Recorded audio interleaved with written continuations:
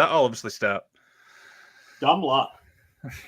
Most of my big breaks, it's dumb luck, it's timing, and it's just being ready for the opportunity. Because if you had planned to do it the way I did it, would have never worked. But sometimes you just fall into these things. My graphics guy and my webmaster, Jesse the Mark, Jesse Forney, had a contact in the UK of somebody that was helping 1PW book local talent. So he had the ear of the promoter, Stephen Gauntlet. And it was Stephen's first show. He was a novice promoter. He didn't know anybody or anything at that point. He was just learning on the fly. So when it came up to, well, who's going to be the commentary team? I don't think there were any ideas. In the terms of obviously 1PW, so how much do you actually know during a show? Obviously, you know the format, obviously what matches are next, but does anything else you know? I mean, you don't have to go into like specifics, but what do you actually know? Okay, so I've thought about this question because I knew it was coming, and I do have. I'm not going to show you this, but I do have the running orders for 1PW here, right? So your basic event. So let's say it's just one of these small shows at the town hall, or not necessarily a small show, but you know what I mean. It's not being televised. It's just we've got, let's say we've got traditional British wrestling card. We've got 4 or 5 matches. So I'll get the running order. Sometimes I've got to make my own cue cards and they've just wrote it out in the back. That has happened, 5 minutes before the event. These are the matches, do it in the ring, because those are the pros, they know what they're doing, those guys. But so this is the run. So these days it's like, this is the running order, and it'll just say like match number 1, this guy's music first. So I'll do that how I do it. This match is 1 fall, introduce the first. I know the first guy that's coming out. And then it's against this guy, and all the running order will say a lot of the time is, this guy's going over. This is how long they've got. Sometimes on these events when it's only, I hate saying show, by the way, we can get onto that later if you want. But these events have got like 4 or 5 matches. They might not even get a time, so we just expect everyone's going to do what they feel the audience wants. So 15 to 20 minutes, something like that, and it'll just be bell to bell. This guy's over, and that's it. If I'm involved, so if something's happening in the match where I've got to announce, the match is going to like a restart, or if there's like a twisty finish or something like that, or there's something specific that I need to know that's going to happen, they'll tell me. Not that they always tell me, so you just sort of go with it. It really annoys me when people say that wrestling's acting, because it's not. I like, and I don't know who said it, wrestling's reacting. Because you can change on the fly depending on what's happening, because you never know for sure what exactly is going to happen out there, and they don't always tell me, changes to the finish or something else is going to happen. But a lot of the time, I know exactly, what's going to happen at the end of the match, if not during. Usually not every little minute detail. When we do like television stuff, like when I worked for What Culture Pro Wrestling, and we did like pay-per-views and stuff. They went into more detail because it's on the minute. 1PW were very professional. Like I say, I'm not going to show you this, but I'll read like one of their running order now, and hopefully Stephen Gauntlet won't go mad. Which show is it? Very structured. So we can do the last one if you want. So All or Nothing. This is All or Nothing. This is production format. It says it's got the date, Doncaster, England. Doors 5 o'clock, kickoff match 6:15, main show 6:45, and they've timed out everything, and it works beautifully. It really does. This is like how WWE do it. I worked for Impact, and it was like this for Impact, where it was by minute. We went out live for the UK event a few years ago. So it's kind of like. So I'll just give you an example. So I've got the kickoff running order. Which was, at least if I can remember this rightly, it was Newman and Vucic versus Will Cruz and Amir Jordan. Well, even before that, they've got details. So 5:15 kickoff package 1, 5:30 kickoff activities, and it tells you about Jesse Maria going out and Richard Young to interview fans, Greg Burridge in ring interview. But yeah, if we move down again, this is so detailed and it's so brilliant because this is how major promotions do it. Kickoff segment. So obviously the match changed a little bit. So yeah, Amir Jordan and Will Cruz versus Miles Kamen it was, and Vucic.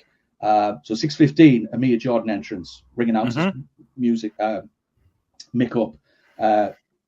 6:16:30, Will Cruz entrance, ring announcers mic up. 6:15:30, Miles Kamen entrance, ring announcer.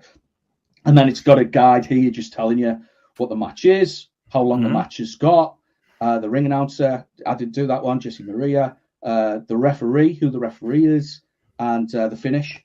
And it goes into detail like that. Like the first one I did, like it's got my little bit about going out. And it was timed so well that I didn't even know if I was going over or not. And then I'm looking at my time and I'm like, this has worked so well. When it's organized like this, it's unbelievable. And I can't put 1PW over enough for doing it like this. Segment 1, again, this is like when I worked for Impact. So segment 1 here. So we've got a little bit before that, light show, crowd shots, obviously the opening sequence. Segment 1, Will Ospreay versus Bobby Fish. 6:47. Did it happen at 6:47, Liam? It's pretty close. Pretty close, yeah. Yeah. Will Ospreay's music, ring announcers mic up. So that's when I start talking, if you remember when the entrance is happening, rather than before then.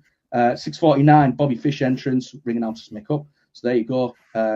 Match, Will Ospreay versus Bobby Fish. Match duration, I won't tell you how long that got. Ring announcer Stevie Aaron, referee Scott Bell. And then the finish. Yeah, so, I mean, that is so well detailed. But as for every little thing that happens in the match, absolutely not, no. If I need to know, I need to know. Sometimes they don't want me to know. Sometimes changes do happen.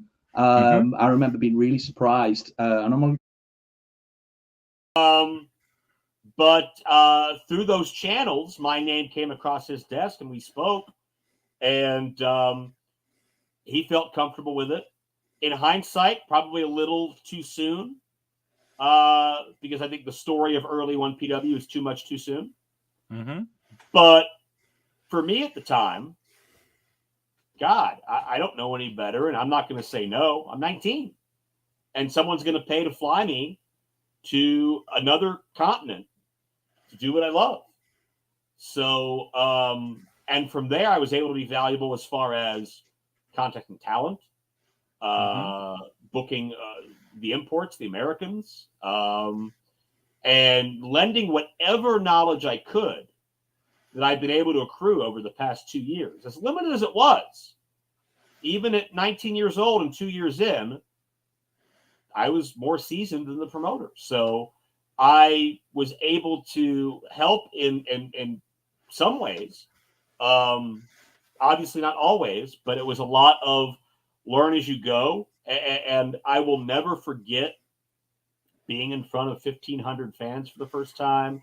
I'll never forget being in such a star-studded locker room and being able to learn so much just being around those people. It was a dream come true for me to be able to do so young. My only regret was it didn't last longer. Yeah, and obviously 1PW's obviously come back now. Obviously they came back last year. What's that like for you, obviously personally? Obviously the company coming back. Surreal.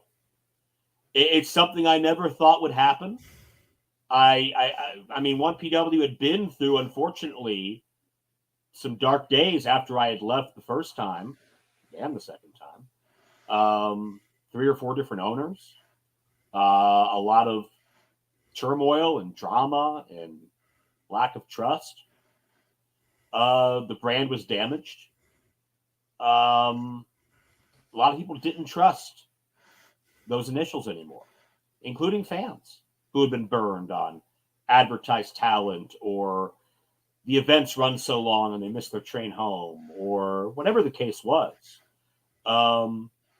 When you grow so fast, it's a great thing because you've got lightning in a bottle, but it also means all your mistakes are magnified and you don't have the luxury of learning anonymously.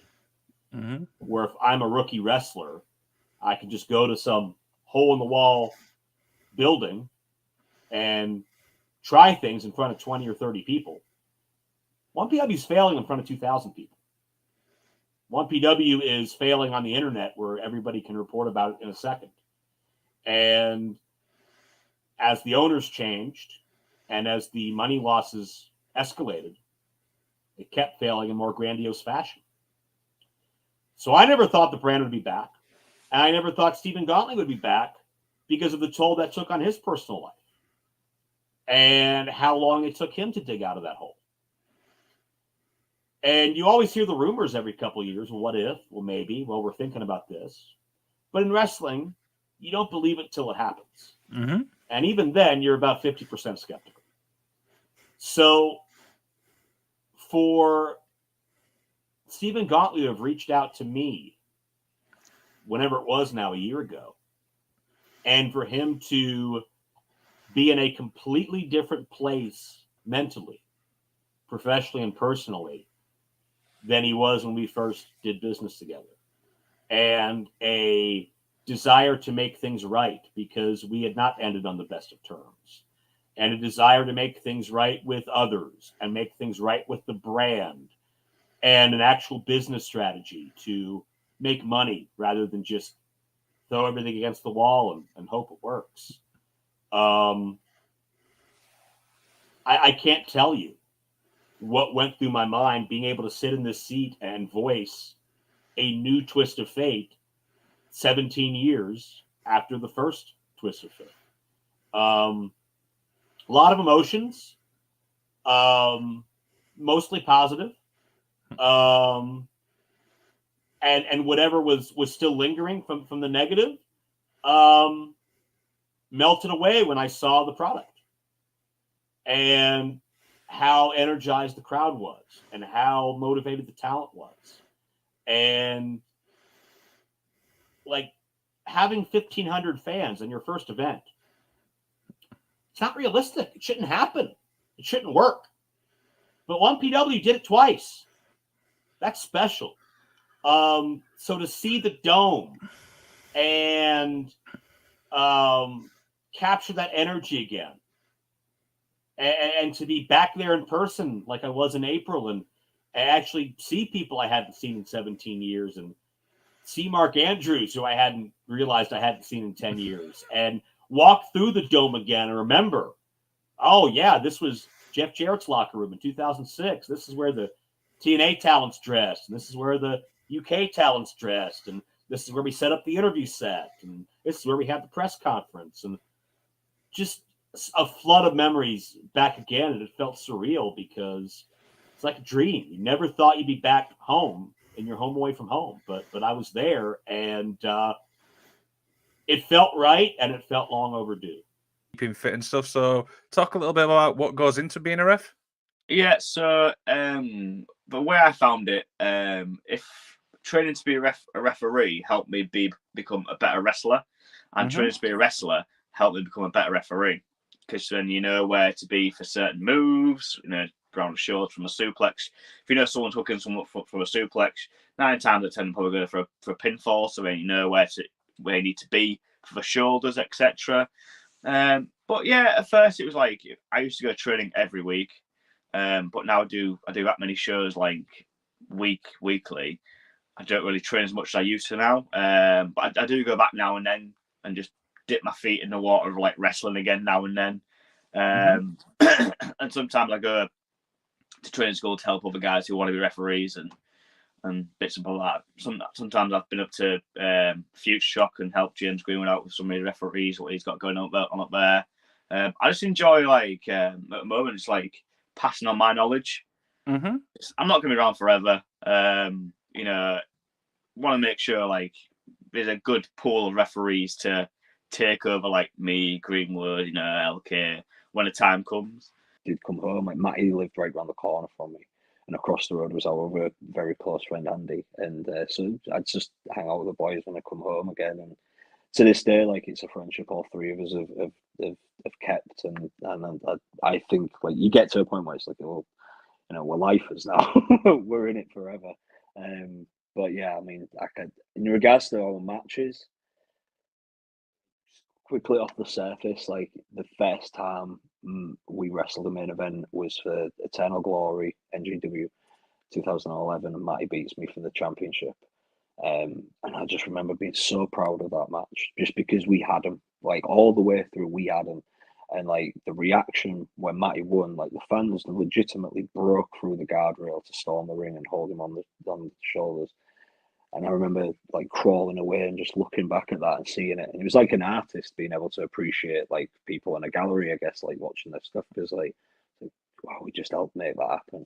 And then when I came through the back, someone who was very special to me, Rampage Brown, who was a big mentor to me when I joined All Star Wrestling, and just been like a big brother to me, pretty much since I met him. He was stood there giving like an applaud, and that meant the most to me in the world, because I genuinely do. I did then, and I do to this day. Like, I rate him as one of the absolute best wrestlers to ever come out of Europe. He's an absolute phenomenal wrestler. Metrodome. Yeah, something like that. Yeah. I've not been there. Yeah, there's plasters and that. Yeah. Lovely. Something like that. Yeah. Delightful. How are we both? Have we all both had a good week? Yeah. Yeah. I'd say we have. Yeah. It's been all right. Anything exciting? I mean, I'm excited to learn about this. So, anything exciting at all? Been a quiet week, hasn't it? Yeah. A very quiet week. That's it. Just been behaving. Yes. Yeah. For once. Just been behaving. You know, having your tea and watching Simpsons and going to bed on time. Not watching Hollyoaks though, because it's garbage. Let's be honest. Load of rubbish. It's absolutely awful. Yeah. I can agree with that. Yeah. Has anybody actually watched Hollyoaks? I don't even know if it's still airing. I have no idea whether it's a thing anymore, but not of our interest anyway. For people in the comments, let us know if Hollyoaks is still a thing, because I don't know, Freaky Felicia doesn't know, and Axel doesn't know. So what can we say? I don't know much really. I mean, so sorry, go ahead. I weren't going to say anything. I was just going to stop. This is brilliant. So yeah, purpose of today, guys, is basically learn more about you guys. Obviously, I mean, you've got probably one of the most unique gimmicks, obviously, I've actually, come across. So yeah, we've got loads of stuff to go through. I say this to every one of my guests. If there's anything you don't feel comfortable talking about, you just say next question, we move on. Does that sound all right? That's absolutely fine with us. Yeah. Perfect. So Felicia, obviously I'll start with you now. As I was doing obviously some research on yourself, you obviously worked in UKW. Now, the interesting thing why I bring this up is because I've spoke to a lot of people and they've obviously been speaking highly about the company. So yeah, talk about your experience there. I was at UKW for a few years, and it was just before I came to PPW and just before lockdown. There is a lot of lovely people there. And that developed into going to ICW and more family shows, and then getting into actually doing wrestling years later, and getting to perform on the shows. So obviously you just mentioned the injury there. So how long from obviously that injury was you able to obviously, go to training? So no, it was I ended up requiring surgery, and I was out for about 3 years with the injury, and then I actually developed a condition called fibromyalgia, which is a chronic pain condition. I didn't start wrestling again or trying to wrestle again until 2018, and it was actually a really big step for me, because by that point I was then 27, and I had actually my condition had sort of become. I was legally technically disabled. I'm trying to think how to word this. I'd sort of gained a huge amount of weight. I was 19 stone nearly. I had a walking stick. Like, my mobility was terrible. And it was actually my cousin at the time, Bobby Roberts, had said he was starting his own wrestling school. Did I want to try and maybe get myself moving a wee bit by using wrestling? Because I'd literally tried everything. Zumba, definitely not for me. Dancercise, definitely not for me. But wrestling, turns out that's what works for me. And yeah, I got into it through that, and it was very much a process of, we'll just see what I can do, see what I'm capable of. And then eventually my mobility got a bit better, my fitness got a bit better, I started dropping weight. And as sort of time progressed, I started going, could I do shows? I think I could actually do that. Like, I think I could actually do this.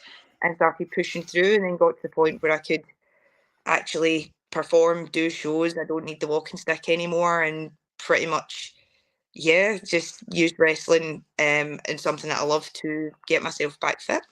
And how long was obviously this process? Obviously, from I forgot the name of the thing, but obviously to doing shows. Fibromyalgia, it's called, or fibro for short. It was about 2 or 3 years.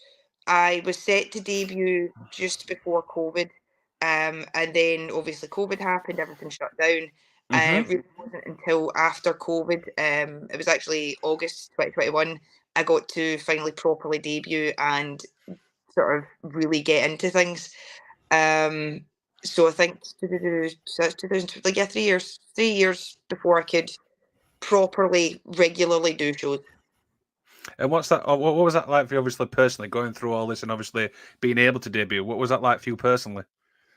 It was a whole load of emotions, and it was very overwhelming, to be honest, because at the point where I started in 2018, when I started with Respect Wrestling, it really was just, I had no plans of actually being able to perform. I would have loved to, but in my head, that was never achievable. So when it finally became a real thing, when I finally got to go out and perform and in my local area against somebody that I respected the hell out of, in front of people that had trained me and helped me, it was this huge moment for me where I was like, you know what, we're going to just see how far we can take this, because I've wanted to be a pro wrestler since I was a wee girl. And at this point, I feel like if I can overcome this and I can be in pain every day and still do this, then there is nothing stopping me from just taking it as far as I can. Excellent. Obviously, today, obviously, are you healthy? That's the key question. Yes, like I said, I'm still in pain every day. It's not something that ever really goes away, but it's a lot more manageable, and it's a lot more or a lot less of an obstacle now. It's something that I just have to manage rather than something that's actively stopping me. So wrestling really has sort of been a gateway into getting my life back. Yeah, absolutely. So, obviously, that's obviously your journey. I want to move obviously onto the gimmick because I love this gimmick. By the way, it's called the Basic Bitch Slayer. So, there's going to be people obviously in the Americas asking, "What is a Basic Bitch Slayer?" So, Ruby Roberts, the Basic Bitch Slayer, doesn't matter, heel, face, whatever. Basically, I think that I am fantastic. I think that I am elite. I am the best you're going to get. There's no one like me. I'm very unique. And in that sense, I feel that anybody who is not meeting that is just basic, is not meeting the mark, is not good enough. If you're going to do this, you need to meet me there. And basically, I am going to slay everybody and anybody who is willing to step into the ring with me. And if you're not meeting the mark, you're a basic bitch. I love that. That is brilliant. That's absolutely incredible. So I imagine you're more of a heel than in the ring. Is that correct? Usually, yes. I very much believe that it's not me that changes; it's the motivation behind what I'm doing and why and who I'm fighting. So most of the time it is heel work, yes, and I very much enjoy that. When I was younger, obviously Buffy the Vampire Slayer I mentioned earlier is a huge part of this character. Like every sort of detail of what I'm doing is a little nod to that show, because I really did grow up absolutely loving it, and it is such a big part of my personality that it's something that I took so much inspiration from. So obviously the name Basic Bitch Slayer, Buffy the Vampire Slayer, but there's also loads of other things like the heels, the bad guys in the show were some of my favorite characters because they were so intense and over the top, and that was something that I really wanted to do, because when you are the bad guy, you can get away with so much more. You can say so much more. You can be so much more over the top and ridiculous, and it sort of gives you that vehicle to just go out and just be as big and aggressive and nasty as you want to be, and dramatic if you want to be, or whatever. It just gives you that sort of opportunity to just go right over the top with it. I love it. I'm kind of scared to answer this next question now, and I'm thinking, would you ever be a face? Would you be a nice person? But based on what you've just said there, I highly doubt it.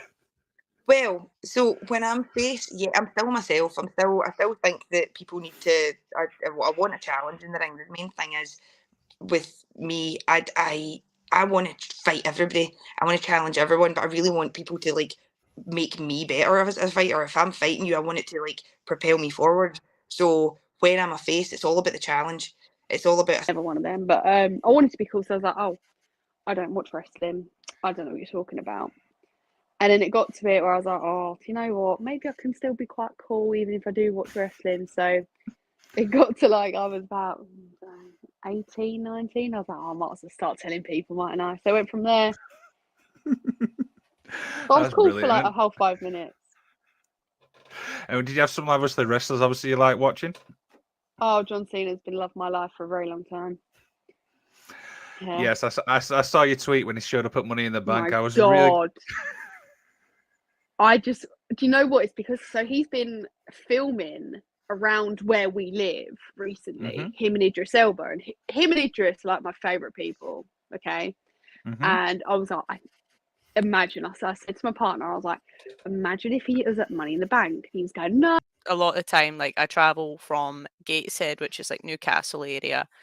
So it's like about 2 hours, 2.5 hours to get there. I travel with Damien Black, who's like a mini Bobini. So but he drives me there, so he's got a soft side for me. But it's very unique.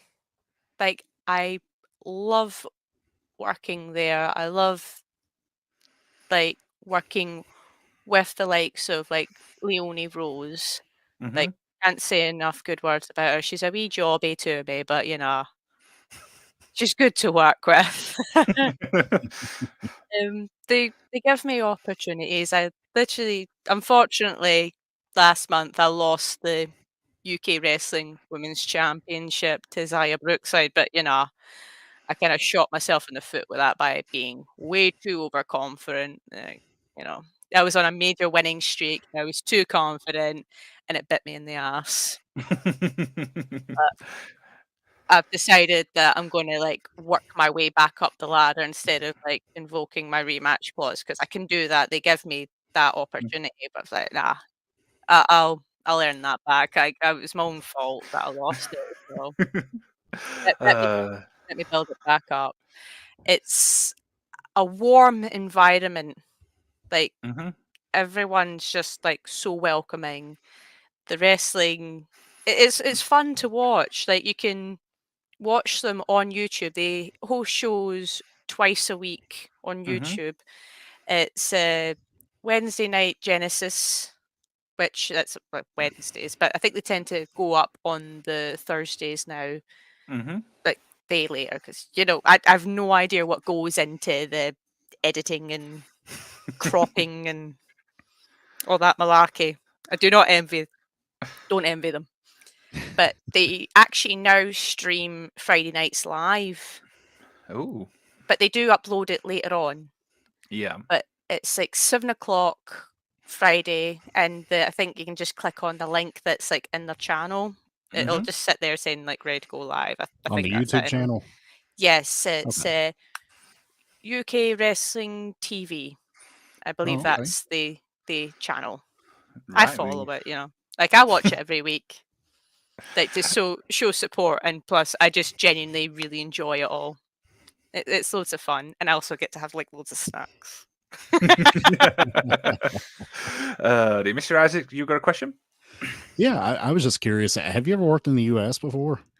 No, I haven't. Not once. Oh, okay. Well, I was just kind of curious, what your thoughts were of like American wrestling versus like the British wrestling style, how they compare to each other. What are your thoughts on that? I think they complement each other really well. Like, I think if you use a mixture of the two, you can have like a really solid wrestler there, or you can have a proper solid wrestling match. Because like you've got the technicality and the thought that goes behind the British wrestling against like more flashy kind of like the Americans are like more flashy and just kind of make everything look very big. And if you mix the two of them together, I think you can get like it's Kurt Angle.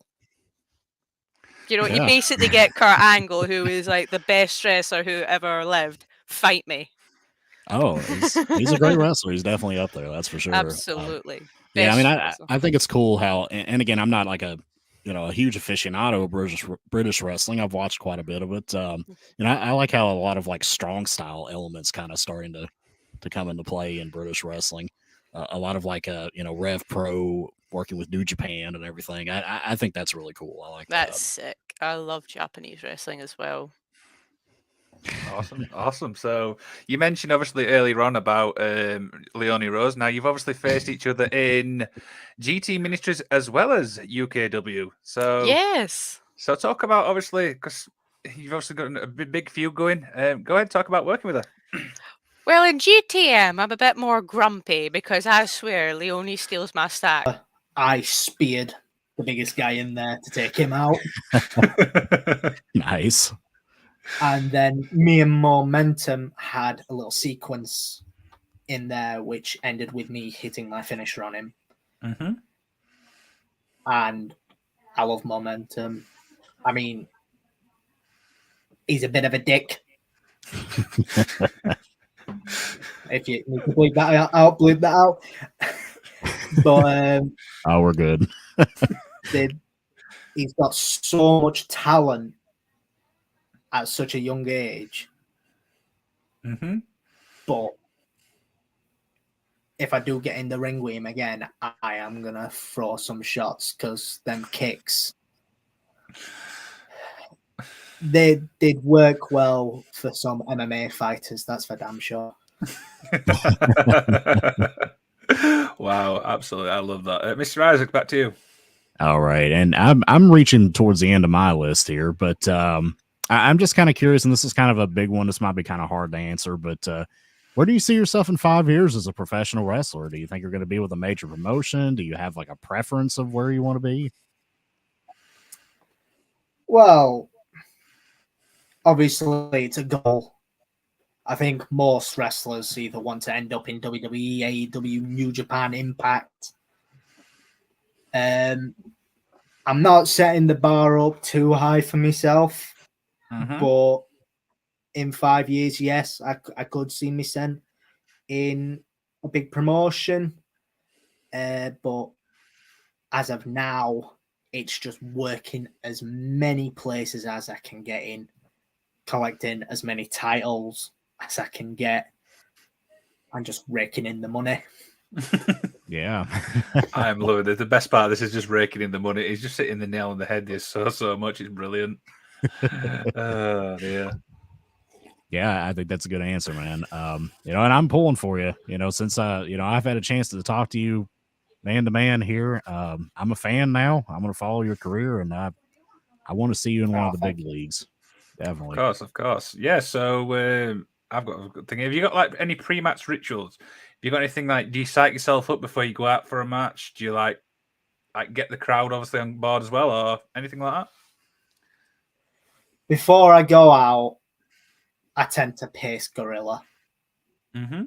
Constantly just pacing around Gorilla, and I'll listen to music, and I'll either listen to one song or one genre. So I'll either listen to a lot of country music, which is a lot of people wouldn't expect that. No, neither would I. Is country big in the UK? Not at all. Not at all. Not at all. Even I can answer that one. Before I even started wrestling, I had a completely different style. I looked like a redneck. And I just thought, I'll listen to a bit of country, and it never stopped. It never stopped. And what's some of the artists? I really need to get. Yeah, who do you like in country? I got to hear this. Well, you've got Luke Combs. He's my favorite country. He's musician. my favorite too. I love him. Yeah, everybody loves a bit of Luke.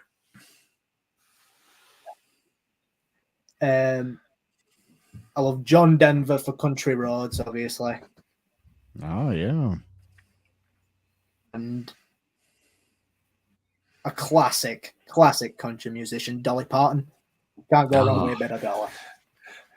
This is really Dolly weird. Parton's amazing.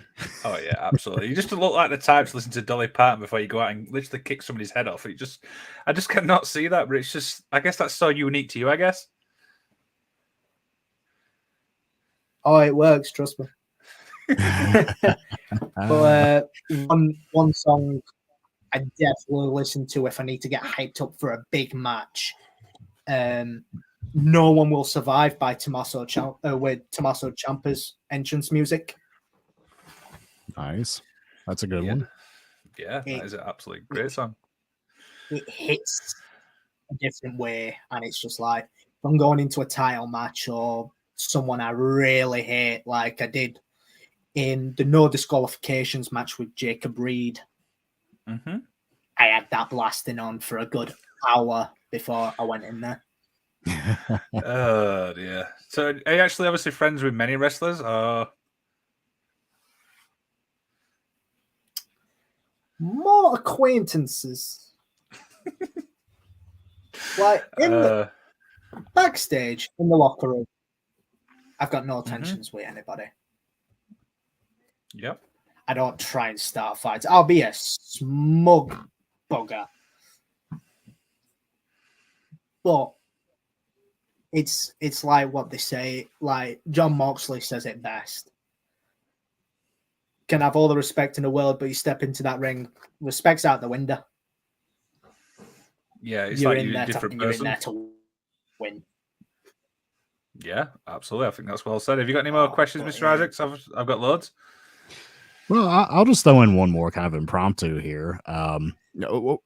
What style do you prefer watching the most? Like, do you prefer to watch like New Japan or AEW? Do you prefer to watch WWE? What is your personal preference if you're going to sit down and watch a wrestling program?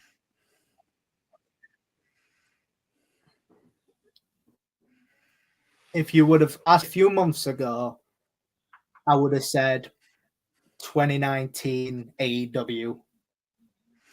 Ooh, I can't really watch currently. It's a bit here, there, everywhere. Yeah. But what I'd have to say currently is current day WWE. Interesting. All right. Interesting. Raw or SmackDown? Makes much more sense. The in-ring act. You time me in a corner here. I couldn't pick. I couldn't pick SmackDown because with SmackDown you've got two wrestlers that I look up to. Three. You've got Gunther, Walter, Sheamus, and Drew McIntyre. Obviously, UK people, big hard hitters, big meaty men. Just like at WWE Clash of the Castle when it was Sheamus versus Gunther for the Intercontinental Championship. Absolute classic. Love that match. And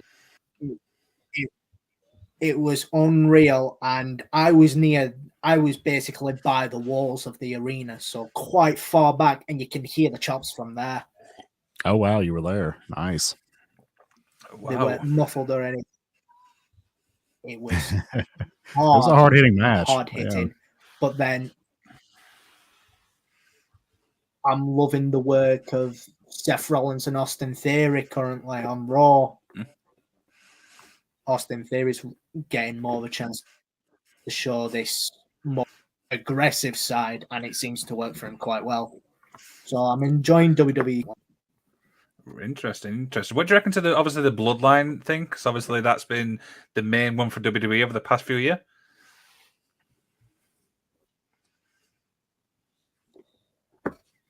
I loved the Bloodline to wrestle.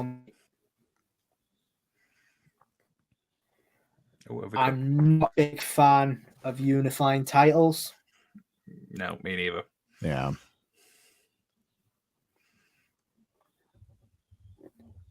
But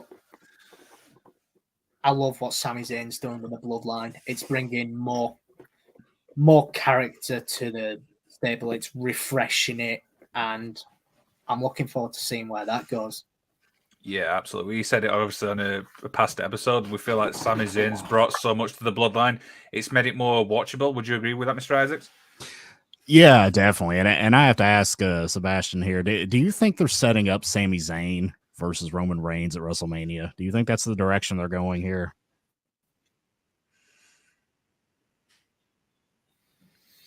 I don't think they'll go WrestleMania. I definitely think there will be a match because everyone can see Roman's getting pissed with Zayn. Yeah. Yeah, there's going to be a flip. The real one I want to see is I want to see Jay's. I want to see what Jay does with Sami, because now he's on the complete other spectrum to where the other guys are. I want to see if the Usos might have a bit of tension within the ranks. Yeah, I think with this bloodline, I think there's so many ways. Kevin Owens and yeah, I could see that too. I could see Owens and Zayn versus the Usos. Yeah. Yeah, absolutely. So obviously we'll move back to wrestling. What would you say the hardest part is for you personally, being a wrestler?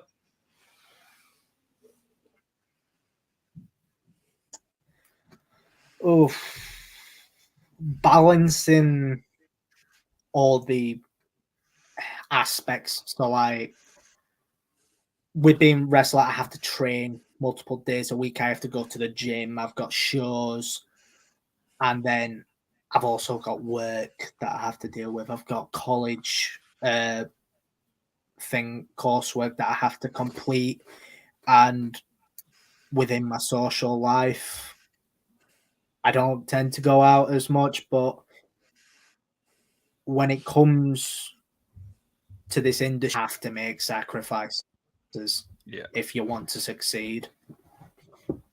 Yeah, absolutely. So I work obviously to get by and pay for the wrestling, but I need to train constantly if I'm gonna get to the point where I can go to AEW, I can get to America. Yeah, absolutely. And obviously a follow-up question for this is how do you balance all that? Because that's a lot of things, you know what I mean, to do in one full week.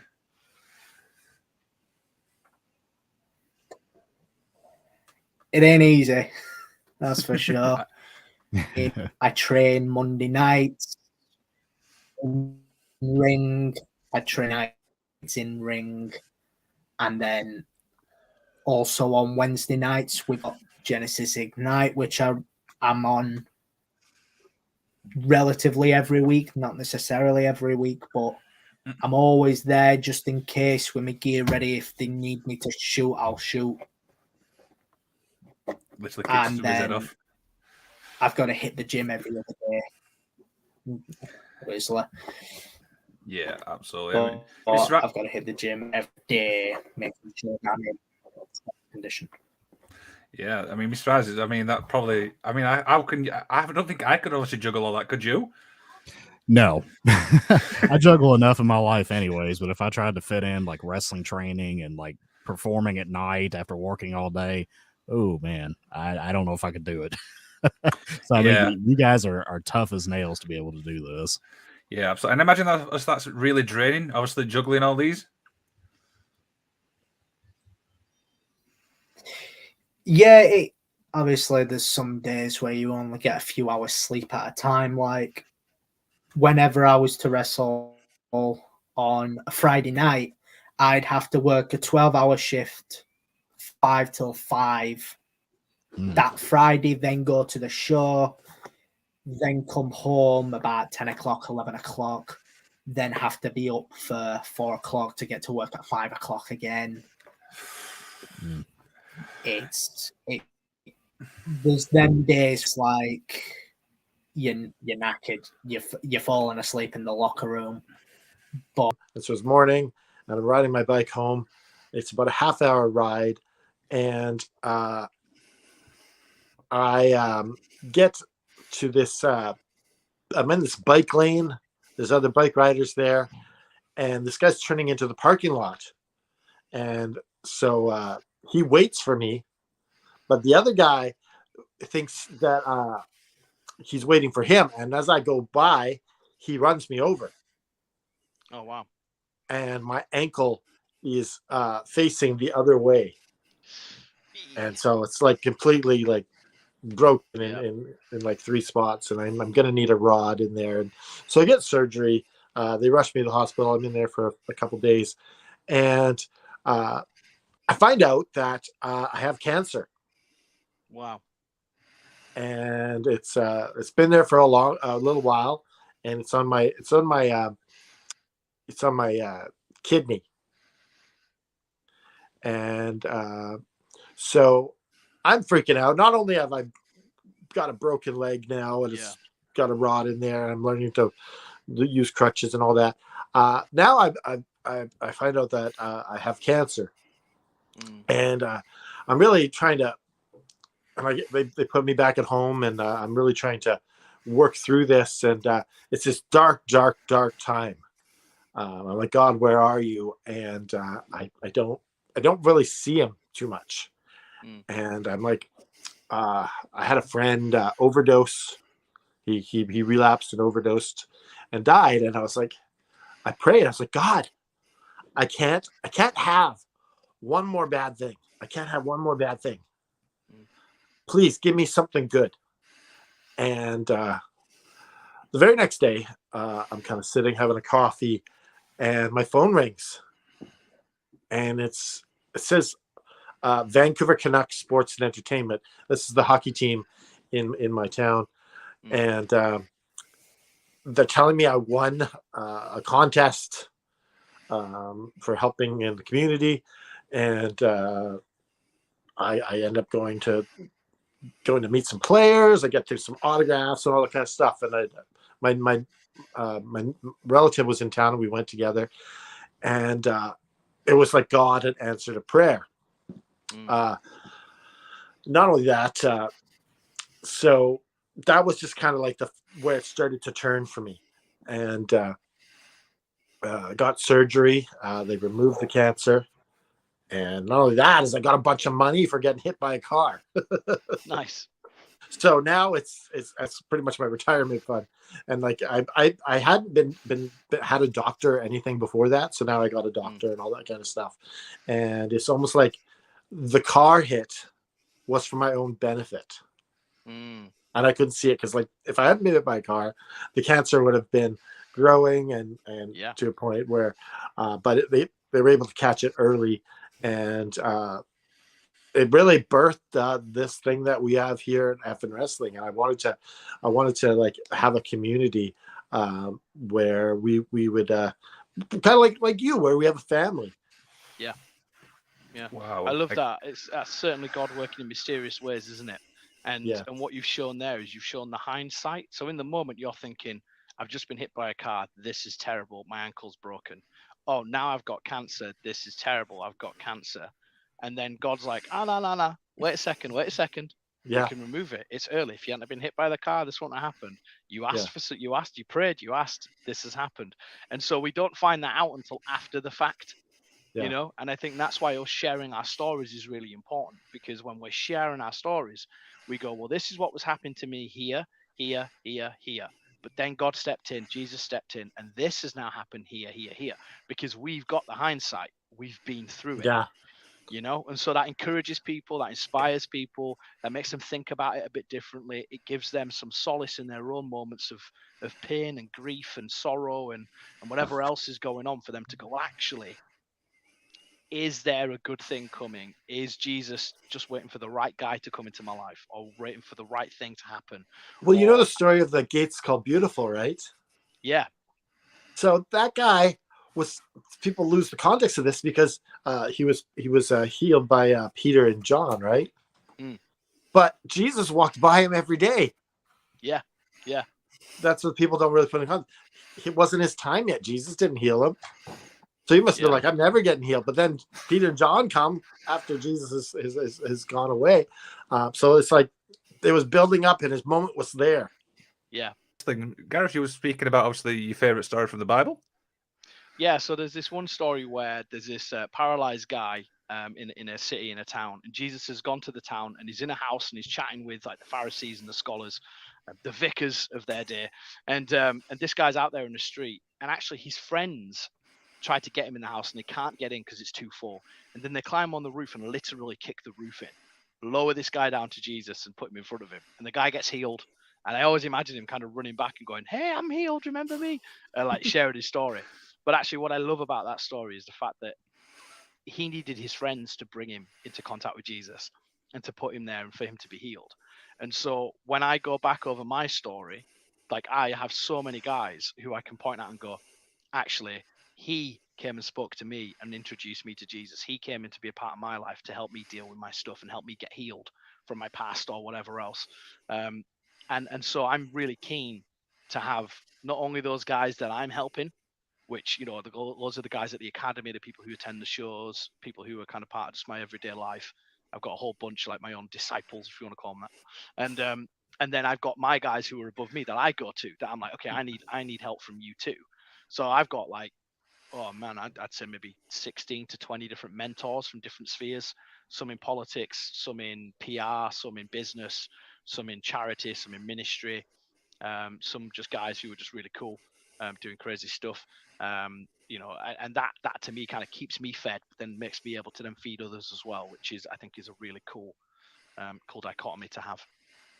Absolutely. So we'll move along, obviously, to the wrestling side. So I want to talk about Gareth Angel, the wrestler. Now, how did all this idea come about? Well, so my faith journey and my wrestling journey both evolved alongside each other. I think is a great way to put it. When I first started training, I was crazy Gaz, and I was a big Jeff Hardy mark. And I used to have, you know, I've kept the long hair and the undercut, but I had like purple streaks in it, and I pretty much wore Jeff Hardy's gear, and I did pretty much Jeff Hardy's moveset. It was ridiculous. I look back and I'm like, guys, you absolute idiot. Do you do the ladder bits and all that? Oh, I did it all. My body is a mess from all that stuff, I tell you. I used to do, you know, 450s off ladders. I used to get put through tables, get smashed with metal chairs, and kendo sticks and baking trays and whatever else you could find. So I've got a bit of a hardcore wrestling past and history and a bit of backyard wrestling as well. But then when I started training, I started realizing that there's so much more to it than just crazy spots. There's so many nuances in the storytelling.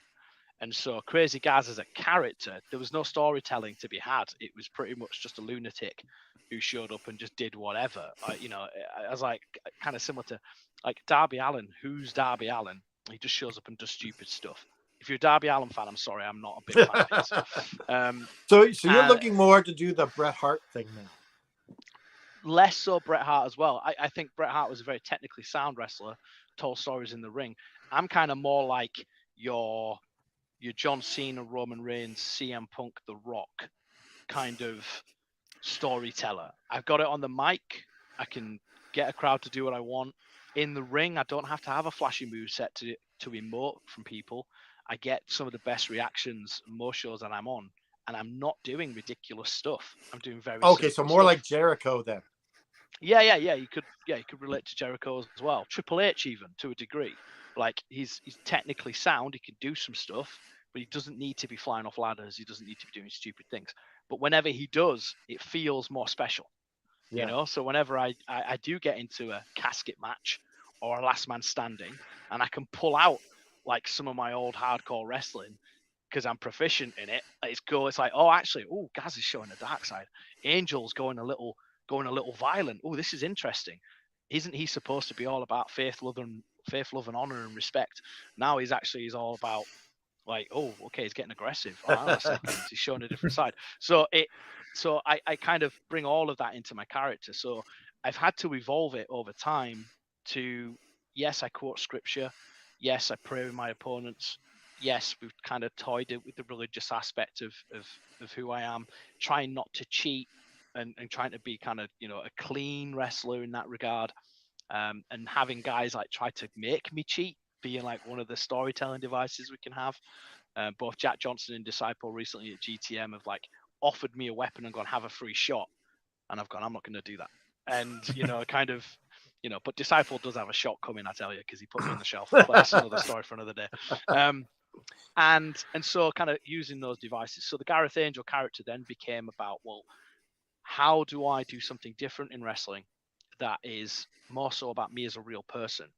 And so, like, having pray, eat, wrestle, repeat on my t-shirt, quoting scripture, my profile page, talking about me going and speaking at churches that are local to where the shows are, or kind of being on the radio and TV and talking about my faith and my journey openly. That means that when people come see me at wrestling, they're like, this guy was homeless, this guy had this guy had that. So as a babyface, I've already got the sympathetic emotion from the crowd because they've seen me and heard of me, or they've journeyed with me through some of that stuff. So it just makes me being the babyface so much easier. And it makes having really good opponents opposite me really easy. So when you play all that in, it's kind of like my real life story has helped me become a better babyface because it bolsters what I'm doing. And then my faith gives me a very legitimate kind of anchor to be like, no, this guy is a man of God. This guy does go to church. This guy does, because I've seen it and I've heard it and I've seen him on radio and whatever. So all of that has evolved into Gareth Angel now becoming Gareth Angel Thompson. And that was kind of off the back of the BBC. So I used Google Analytics to see what people were searching for when they were watching the documentary or trying to find it. And they were searching for like wrestling church, which is obviously kind of the anchor of the program. But then they were also searching for Gareth Angel Thompson. So they weren't searching for Gareth Angel or Gareth Thompson. It was the full thing. So I was like, right, okay, so if they're searching for that, they're going to come across a bunch of different pages. So I was like, right, well, I need to kind of mold them into one and make that the page that they land on so that the Google Analytics is kind of leaning towards that, so that makes sense. So then I've become Gareth Angel Thompson, kind of like Dwayne The Rock Johnson. Right. But that does mean I can cross between both worlds. So, Mhm. I can be in the wrestling world as Gareth Angel, but Gareth Angel Thompson, and people won't think too much of it, and people still call me Angel. But then I can still show up to a church and do a preach in front of 1,000 people and be like, I'm Gareth Thompson. Some people know me as Gareth Angel, and like kind of it just makes it so much easier to do that. So that's been the evolution of the character, and so now How does it work to be a heel in this situation? Yeah, I was just about to say that. So I don't get to play heel very often. But when I do, and I have done, and I do enjoy heel. I watched your interview with Kirsty Love, and obviously she said the similar thing. Like, it is a lot of fun playing a heel. As a heel, I try not to outright cheat, but kind of just be very mouthy, very kind of like leaning on the religious aspect, going, well, I'm a Lion of Judah, I'm a child of God, no one can beat me, and then that immediately gets a heel reaction because people are like, oh, of course someone could beat you, particularly those that don't believe in God, because then they immediately start having a go at me, which is great. But if you want to watch something, which is a really cool way of how I've been a good heel, if you get a chance, it's a shame we never really got to finish this story, but if you go on YouTube and you find Radical Wrestling League RWR, the place where I originally first started training, they had like a 1.5 year run of shows in Blackburn, Darwin. And they had me as a heel who had a vision before every match. And then I would tell my opponent, I've had a vision that this is going to happen. I don't want to do that to you. It might be breaking your leg. It might be choking you out. It might be leaving you and the referee having to call the match. But I'm going to win. And I'm going to give you an out. I'll pin you. I'll still win. But if you go through this fight, this is going to happen. And so the genius behind that was whatever I said happened actually happened. So as a heel for over a year, I was undefeated. And every time I came out, I said, this is going to happen. Everyone there was kind of like, no, it's not. Boo, boo, boo. Oh, Angel, boo, boo. And then I'm like, no, it is. It is going to happen. I've seen it. And then it happened. And so I love it. I got heat because I was arrogant in the way I was saying, oh, I'm gonna break this guy's leg, and they're all like, no, and then I break his leg, and I'm like, I told you I'm gonna. When are you gonna believe me? I told you I'm gonna break his leg. So I wasn't like cheating, I wasn't being horrible, like I was literally just going, nah, this is the truth, and you're gonna have to deal with it. And then eventually I won a Rumble, which was really cool because we did this thing where before the Rumble I had a singles match to open the show, and then so I said to the guy, I was like, I'm gonna beat you, and this is what's going to happen. Then I'm going to enter the Rumble, and I'd been given number 1. So I'm like, what you need to understand about this Rumble is I'm going to win the Rumble. I'm going to be the alpha and the omega of this Rumble. And then I'm going to go on to win the world title because I've seen it. It's all in a vision. I've seen it. And so I entered number 1, alpha. Halfway through, I got eliminated. And everyone was like, oh, it's not come true. He's been eliminated. But I had like a little faction. I had a couple of guys who'd we called ourselves the Way, which is annoying because it was long before Johnny Gargano had the Way thing, long before the Mandalorian came along. And I'm like, you all stole our stuff. Because a lot of Jesus's first followers were called like followers of the Way. You know, that's where I came up with I know. And Star Wars, I get so upset. And Star Wars nicked it. They're taking it from the Bible. I know, right? I know. Anyway.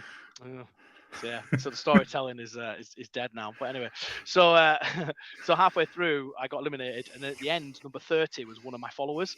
So as he came out, I was like, no, give me your spot. So we swapped, and I came in number 30, and then won it. So I was the alpha, number 1, and the omega, number 30. That is brilliant. And welcome back to the Magic of Wrestling. We are talking to Gareth Angel Thompson. Now, you spoke a bit about your faith, GTM a little bit, but I want to talk about when you were younger. You said that you were being captivated by wrestling. What did you like about it in particular? So for me, it's always been about the characters and the storytelling. So I used this example recently at our training school that if you watched the Cody Rhodes Roman Reigns match from WrestleMania, I can barely remember any of the actual match, but I do remember the story points, and I do remember the